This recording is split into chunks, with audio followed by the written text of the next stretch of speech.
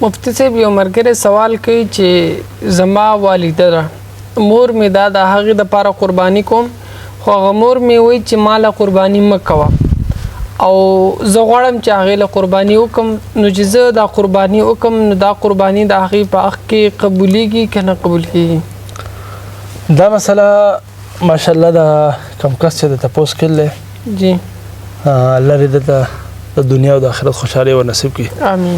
چې نن سبا زمانه کې یو زوی رالګي د مور پلار سره دومره هغه د محبت اظهار کې چې هغه د هغې له قرباني کوي.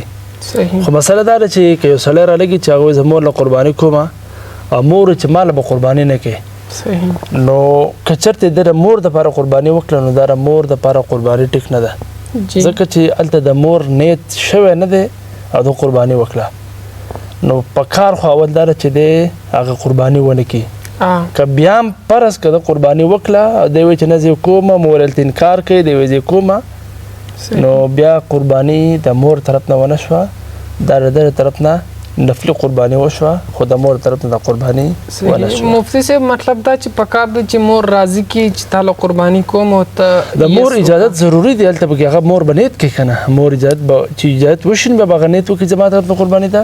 صحیح. بل مفتي صاحب یو بله مسله هم ده مثال په طور کله خلک کور کې اجتماعي قرباني کوي نو چې کم خلک قرباني کې حصه وي نو پکار دا چې هغه په ټایم کې اجازت وکړي چې او زما طرف قرباني وکړه داسې نه کېږي چې سړي نه تا تپوس نه دی کړی وي چې د هغې طرف قرباني شو د هغې طرف قرباني شوه نه دا خو چې د چا لپاره ته قرباني کوي هغه به د مخکې نه دا نیت کړی جی جی چې زما لپاره پرې قرباني د کومه څاروی چې راغلی پرې کې زما حصه ده.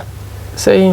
او نو دا خو هغه نیت ضروري دی که هغه په خپل په ټایم کې حاضر وي که نه خو نیت ضروري دی د هغې حاضرېدل مستحب دی. صحیح. اصل کې مفتي صاحب زمونږ خلک داسې کار کوي سپیشل زمونږ د پښتانه جینټ فیملی وي یو ځای اوسېږي نو چې کله د قرباني د څاروی راواچوي د هغې نه پس وایي هلکه د دې حصه پکې شوه هغه غریب ته پته هم نه شي زما حصه پکې شته که نه شته و حصې حساب کړي نو په دې صورت کې خو بیا د خلکو قرباني نه کېږي. نه ته به د هغې لپاره ته خو ډارې کوې چې د هغې حصه شو خو هلته تا د هغې نه تپوس کړل هغه نیت کړی دی که نه دی. صحیح. د هغې نیت ضروري دی اول د هغه سره مشوره وکړه زموږ پښتانه کار اول کې سوچ وروسته کوي اکثر صحیح. نو اول خو مشوره وکړه که نه مشوره. صحیح. شکریه جزاک الله.